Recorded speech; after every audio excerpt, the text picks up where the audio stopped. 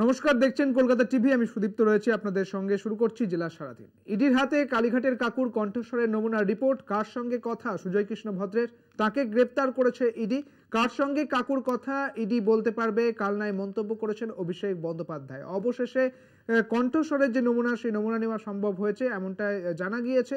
তবে কার সাথে কথা হয়েছে, কার সঙ্গে কাকুর কথা হয়েছে ইডি বলতে পারবে, কালনায় মন্তব্য, এমনই মন্তব্য করলেন অভিষেক বন্দ্যোপাধ্যায়।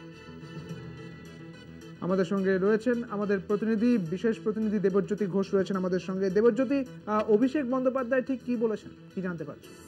দেখো, অভিষেক বন্দ্যোপাধ্যায় যে কালনাতে যেটা বলেছেন তা কিন্তু অত্যন্ত গুরুত্বপূর্ণ। যে সুজয় কৃষ্ণ ভদ্রের সঙ্গে কার কথা হয়েছে তা কিন্তু ইডি বলতে পারবে, এবং ইডি ইতিমধ্যেই কয়েকজনকে গ্রেপ্তার করেছে, এবং তার যে কণ্ঠস্বর নেওয়া হয়েছিল সেখানে যাদের নাম পেয়েছে সেগুলো একমাত্র এই সংস্থায় বলতে পারবে, অর্থাৎ ইডি বলতে পারবে। অর্থাৎ বারবার অভিষেক বন্দ্যোপাধ্যায়কে যেভাবে জড়ানোর চেষ্টা করা হচ্ছিল ভারতীয় জনতা পার্টির পক্ষ থেকে, সেখানেই কিন্তু অভিষেক বন্দ্যোপাধ্যায় কালনায় একটি দলীয় আভ্যন্তরীণ প্রোগ্রামে যে এই একই কথা বলেছেন, অর্থাৎ সুজয় কৃষ্ণ ভদ্রের সঙ্গে কার কথা হয়েছে একমাত্র তদন্তকারী সংস্থাই বলতে পারবে, এবং যার সঙ্গে কথা হয়েছে তাকে নিশ্চিত গ্রেপ্তার করা হয়েছে, এবং একমাত্র ইডি অফিসাররাই বলতে পারবেন কার সঙ্গে তিনি কথা বলেছিলেন, কারণ কণ্ঠস্বরের নমুনা তার কাছে রয়েছে, এবং তাদের সঙ্গে যে কোনো সুজয় কৃষ্ণ ভদ্রের সঙ্গে কোনো যোগাযোগ নেই তাও কিন্তু পরিষ্কার করে বলেছেন অভিষেক বন্দ্যোপাধ্যায়। এবং তোমায় বলে রাখি, অভিষেক বন্দ্যোপাধ্যায় যে সংস্থা ছিল সেই সংস্থায় একসময় কাজ করছিলেন, এবং 2014 সালে নির্বাচনে দাঁড়ানোর পর অভিষেক বন্দ্যোপাধ্যায় ডিপসেন মাউন্টের সঙ্গে সমস্ত সম্পর্ক ত্যাগ করেছিলেন, এবং সেই জায়গাতে আজকে দীর্ঘ কণ্ঠে তিনি বলেছেন ইডির অফিসাররা একমাত্র বলতে পারবেন কার সঙ্গে সুজয় কৃষ্ণ ভদ্র অর্থাৎ কাকু কথা বলেছিলেন, এবং তাকে নিশ্চয়ই গ্রেপ্তার করেছে, এবং ইডি একমাত্র বলতে পারবেন এ বিষয়ে কার কথা হয়েছে। কিন্তু রাজনৈতিক দল, বিশেষ করে বিজেপির পক্ষ। আমাদের সঙ্গে ছিলেন আমাদের বিশেষ প্রতিনিধি দেবজ্যোতি ঘোষ। আপনাদের শোনাবো যে অভিষেক বন্দ্যোপাধ্যায় তিনি ঠিক কি বলেছেন। ইডি দাবি করছে যে সুজয় কৃষ্ণ ভদ্রের যে ভয়েস টিপি সেটা মিলেছে, সেটা আদালতে তারা দেবে, কি বলবেন? ইডি আর আদালতে দাবি হবে, ইডি আদালতে জানাবে, তো আমার কিছু বলার নেই। আর ভয়েস ক্লিপিংটা যার সাথে, তাকে অ্যারেস্ট করেছে? তাকে তো অ্যারেস্ট করেনি। যার সাথে কথা তাকে অ্যারেস্ট করেছে কি সেটা তো ইডি বলতে পারবে। আমি তো ইডিতে চাকরি করি না। আপনাদেরকে শোনালাম অভিষেক বন্দ্যোপাধ্যায় তিনি ঠিক কি বললেন। তিনি বলছেন যে কার সঙ্গে কথা হয়েছে সেটা ইডি বলতে পারবেন, এমনটাই বলছেন অভিষেক বন্দ্যোপাধ্যায়। আপনাদের জানিয়ে রাখি, ইডির হাতে কালীঘাটের কাকুর কণ্ঠস্বরের নমুনা আপাতত পাওয়া গিয়েছে। নানা টালবাহানার পর এই কণ্ঠস্বরের নমুনা, সেই নমুনার যে রিপোর্ট, কার সঙ্গে কথা হয়েছে সুজয় কৃষ্ণ ভদ্রের, তাকে গ্রেপ্তার করেছে ইডি। কার সঙ্গে কাকুর কথা হয়েছে ইডি বলতে পারবে, এমনটাই বললেন অভিষেক বন্দ্যোপাধ্যায়। ইডির হাতে কালীঘাটের কাকু ওরফে সুজয় কৃষ্ণ ভদ্র, তার যে কণ্ঠস্বর, সেই কণ্ঠস্বরের নমুনার রিপোর্ট এসেছে, এবং তবে কার সঙ্গে কথা হয়েছে কাকুর ইডি বলতে পারবে, কালনায় মন্তব্য করলেন অভিষেক বন্দ্যোপাধ্যায়। নিয়োগ দুর্নীতি মামলায় সুজয় কৃষ্ণ ভদ্রকে গ্রেপ্তার করে ইডি, এবং তারপরে তার কণ্ঠস্বরের নমুনা নেওয়ার জন্য একাধিকবার যে জল্পনা তৈরি হয়, সেই সমস্ত টালবাহানার পরে অবশেষে এই কণ্ঠস্বরের নমুনা নেওয়া গিয়েছে বলে জানা যাচ্ছে।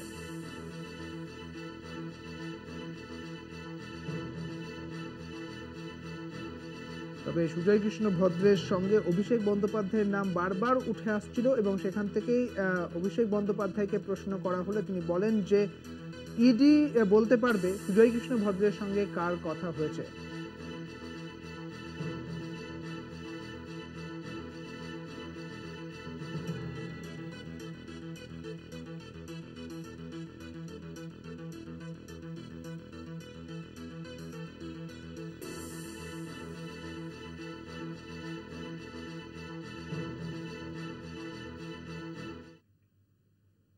শুক্রবার উদয়ন গুহকে নিজের এলাকা না ছাড়ার নির্দেশ কমিশনের। নিজের বিধানসভা ছেড়ে বেরোতে পারবেন না উদয়ন গুহ। ভোটের দিন দিনহাটা থেকে বেরোতে পারবেন না উদয়ন গুহ, এবং উদয়ন গুহর বিরুদ্ধে নালিশ জানিয়েছিলেন নিশীথ প্রামাণিক। উদয়ন গুহ কোনোভাবেই বেরোতে পারবেন না নির্বাচনের সময়, এমনটাই বলা হয়েছে। শুক্রবার উদয়ন গুহকে নিজের এলাকা না ছাড়ার জন্য বলা হয়েছে এবং তিনি কোনোভাবেই বেরোতে পারবেন না, নির্দেশ দিয়েছে নির্বাচন কমিশন। নিজের বিধানসভা ছেড়ে বেরোতে পারবেন না উদয়ন গুহ, ভোটের দিন দিনহাটা থেকে বেরোতে পারবেন না, কারণ উদয়ন গুহর বিরুদ্ধে নালিশ করেছেন নিশীথ প্রামাণিক। এবং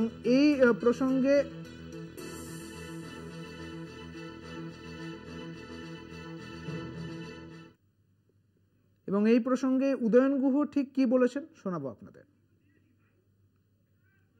আবেদন হচ্ছে এই শান্তিপূর্ণ নির্বাচন করবার জন্য নির্বাচন কমিশনের যদি আমাকে উনি ওনারা করেন যে আমার জায়গাটাকে নিয়ন্ত্রণ করে দেন, লক্ষণ রেখা টেনে দেন, আমার কোনো আপত্তির ব্যাপার নেই। কিন্তু আমি পাশাপাশি এটাও বলবো যে আজকে বিকেলের মধ্যে যে আমার বাড়ি আমাকে বাড়ির থেকে বের করে দিয়ে আমার বাড়ি এবং ভ্যাটাগুড়িতে নিশীথ প্রামাণিকের বাড়ির থেকে বের করে দিয়ে কেন্দ্র বাহিনী এবং রাজ্য পুলিশকে দিয়ে তল্লাশি চালানো। যদি দুজনের বাড়িতে কারো বাড়িতে অবৈধ টাকা থাকে, অবৈধ অস্ত্র থাকে এবং পুলিশের ওয়ান্টেড পার্সনরা বা এফআইআর নেম যাদের বিরুদ্ধে জামিন অযোগ্য মামলা আছে, তারা যদি আমাদের দুইজনের কারো বাড়িতে আশ্রয় নিয়ে থাকে তাহলে আমাদেরকে গ্রেফতার করুক, তাহলে আমার মনে হয় খুব শান্তিপূর্ণ ভোট হবে। একদিকে যখন উদয়ন গুহ তিনি বলছেন যে একই সঙ্গে আমার বাড়িতে এবং নিশীথ প্রামাণিকের বাড়িতে একই সঙ্গে তল্লাশি হোক, এমনটা চ্যালেঞ্জ যখন করছেন, ঠিক তখন নিশীথ প্রামাণিক তার পরিপ্রেক্ষিতে কি বললেন শোনাবো আপনাদের। নির্বাচন কমিশন যদি এরকম নির্দেশ দিয়ে থাকে সাধুবাদ জানাবো নির্বাচন কমিশনকে। তবে আমি বলবো যে ভায়োলেন্সটা তো উদয়ন গুহ মেইনলি দিনাটা বিধানসভাতেই ছড়া, তো স্বাভাবিকভাবেই দিনাটা বিধানসভায় যদি ওনাকে খোলা ছুট দেওয়া হয় তাহলে সমস্ত বিধানসভা জুড়ে একটা অশান্তি উনি তৈরি করতে পারেন, এটা আমরা প্রেডিক্ট করছিলাম, যে কারণেই বলেছি। তো স্বাভাবিকভাবেই যদি উনি ওনার নিজের ভোট দিয়ে শান্তিপূর্ণভাবে বাড়িতে থাকুন এবং সেখান থেকে ভোটারদের খোঁজ খবর নিন, তাতে কোনো অসুবিধা নেই। কিন্তু ওনাকে যদি বুথের বাইরে বেরোতে দেওয়া হয় তাহলেই অন্য বুথে গিয়ে গন্ডগোল করবেন, অন্য বুথে গিয়ে ভয় দেখাবেন। উনি যদি নিজের বুথের মধ্যে সীমাবদ্ধ থাকেন আমরা তাহলে নিশ্চিতভাবে দিনাটার ভোট শান্তিপূর্ণভাবে হবে। ফের রামনবমীর মিছিলে বোমাবাজির ঘটনা। আর এই মুর্শিদাবাদে রেজিনগরে রামনবমীর মিছিলে বোমাবাজির অভিযোগ জানিয়ে উত্তপ্ত বঙ্গ রাজনীতি। পরিকল্পিত অশান্তি, রায়গঞ্জের সভা থেকে বিজেপিকে নিশানা মমতার। অন্যদিকে এনআইএ তদন্তের দাবি জানিয়ে রাজ্যপালকে ইমেল শুভেন্দু অধিকারী।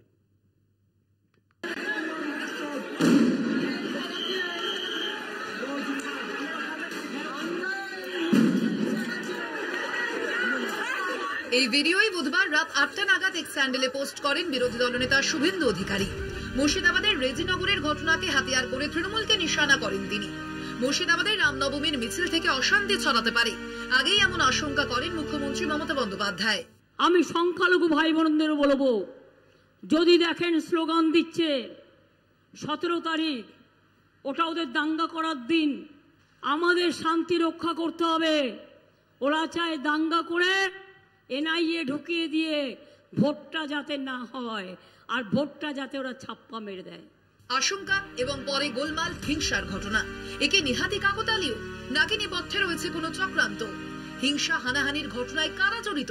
মুর্শিদাবাদের ঘটনা আমি যদি বলি পরিকল্পিত ঘটনা, 10 দিনের ঘটনা ঘটিয়েছিল কারা? আমি চ্যালেঞ্জ করে বলছি বিজেপি। একই জায়গায় তারপরের দিন গিয়ে প্রথম অ্যাটাক করলো কারা? বিজেপি এমএলএ দলবল নিয়ে গিয়ে।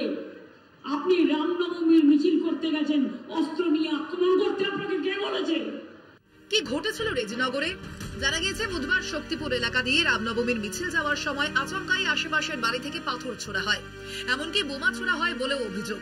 ঘটনায় বেশ কয়েকজন আহতও হন। এই ঘটনাকে হাতিয়ার করে বিজেপির নিশানায় তৃণমূল কংগ্রেস। জল গড়ায় রাজভবনে। রাজ্যপাল সিভি আনন্দ বোসকে ইমেল করে এনআইএ তদন্তের দাবি করেন বিরোধী দলনেতা। শক্তিপুরে পারমিশন নেওয়া মিছিলের উপরে যেভাবে ইট বর্ষণ হয়েছে, পুলিশ কর্মীরাও আহত হয়েছে, প্রায় 20 জনের বেশি আহত, মাইনর সহ। তাই মমতা ব্যানার্জি, আমি সকালেই কাল রাত্রেই 12টার মধ্যেই গভর্নর সাহেবকে মেল করেছি যে আপনি এই দুটো জায়গা ভিজিট করুন এবং এনআইএ তদন্তের জন্য সরকারকে অ্যাডভাইস করুন। এনআইএ তদন্তের কথা বলা হচ্ছে। কিছুদিন আগেই আমরা মেদিনীপুরের ভূপতিনগরের ঘটনায় পরিষ্কার তথ্য দিয়ে প্রমাণ দিয়েছিলাম যে এনআইএর অফিসাররা বিজেপির নেতা জিতেন্দ্র তিওয়ারির সাথে মিটিং করার পরে পরবর্তী পদক্ষেপ গ্রহণ করেছে। সুতরাং তারা যে পক্ষপাত দুষ্ট এবং তারা যে বিজেপির কথায় চলে সেটা আমরা তথ্য দিয়ে প্রমাণ করেছিলাম। তারা কখনোই নিরপেক্ষ কোনো তদন্ত করতে পারে না। রামনবমীর আগের দিনই কমিশনের নির্দেশে মুর্শিদাবাদের ডিআইজি অপসারিত। শাসক দলের শীর্ষ নেতৃত্ব এই অশান্তির পিছনে তাই ষড়যন্ত্রের গন্ধ পাচ্ছেন। আগের দিন কেন আপনারা হঠাৎ করে ডিআইজি কে সরিয়ে দিলেন? এই প্ল্যানটা করবার জন্য বিজেপি এমএলএ গিয়ে অ্যাটাক করেছে, তাকে কেন গ্রেফতার করা হবে না? ভোট আবহে রেজিনগরের ঘটনায় সরগরম বঙ্গ রাজনীতি। কলকাতা টিভি। এখন সময় বিরতির, ফিরছি বিরতির পর, সঙ্গে থাকুন। আঙুল উঁচিয়ে পুলিশকে ধমক, সুর চড়িয়ে হুঁশিয়ারি, মুখ্যমন্ত্রীর নামে অভিযোগ জানাতে গিয়ে থানায় তাণ্ডব অগ্নিমিত্রা পালের। পাল্টা বিজেপি নেত্রীর নামে এফআইআর কোতোয়ালি থানায়।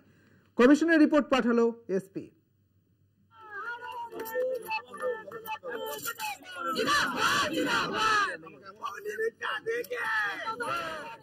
এফআইআর রিসিভ করবেন,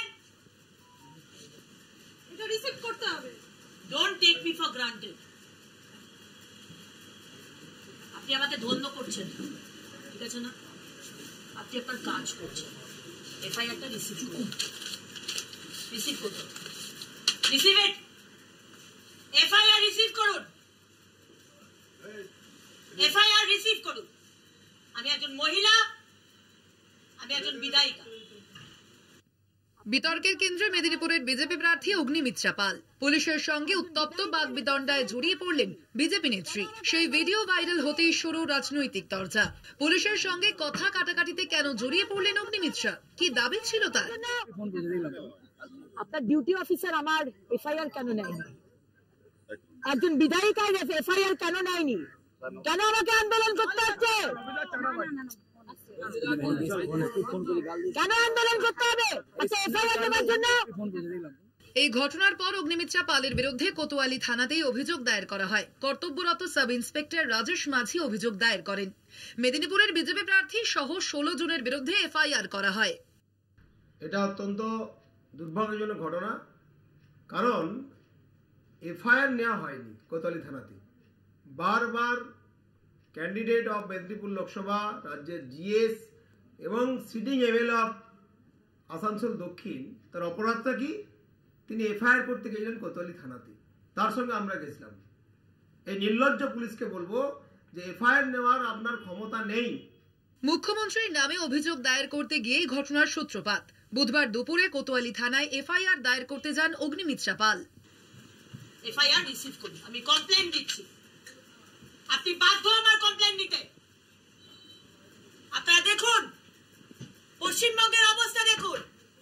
একজন বিধায়িকা এসে কমপ্লেইন দিচ্ছে না এই পুলিশ অফিসার। বলছে আমি কমপ্লেইন নিতে পারবো না। কেন নিতে পারবেন না? কেন নিতে পারবেন না? এফআইআর দায়ের করতে পুলিশের উপর চাপও দেন বলে অভিযোগ ওঠে বিজেপি প্রার্থীর বিরুদ্ধে। একসময় থানার গেটে তালা ঝুলিয়েও দেন অগ্নিমিত্রা। এটা রিসিভ করতে হবে। Don't take me for granted. আপনি আমাকে ধন্য করছেন, ঠিক আছে না? আপনি আপনার কাজ করছেন। এফআইআরটা রিসিভ করুন, রিসিভ করুন, রিসিভ ইট। এফআইআর রিসিভ করুন, এফআইআর রিসিভ করুন। আমি একজন মহিলা, আমি একজন বিধায়িকা। আইন শৃঙ্খলা ভঙ্গ করা, পুলিশকে হুমকি দেওয়া এবং থানার মধ্যে অশান্তি ছড়ানোর অভিযোগ ওঠে অগ্নিমিত্রা পালের বিরুদ্ধে। জেলার পুলিশ সুপার এই ঘটনার রিপোর্ট নির্বাচন কমিশনে পাঠিয়েছেন। সঞ্জীব দাসের রিপোর্ট, কলকাতা টিভি।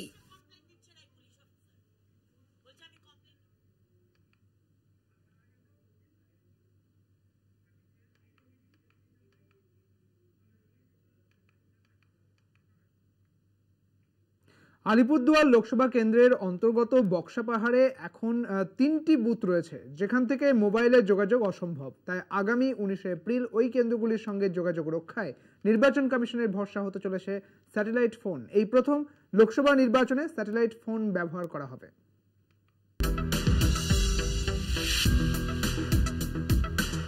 গণতন্ত্রের উৎসবে যোগদানের সুযোগ যাতে একজন ভোটারও না হারান সেই বিষয়টি সুনিশ্চিত করতে প্রতিবারই তৎপর থাকে ভারতের নির্বাচন কমিশন।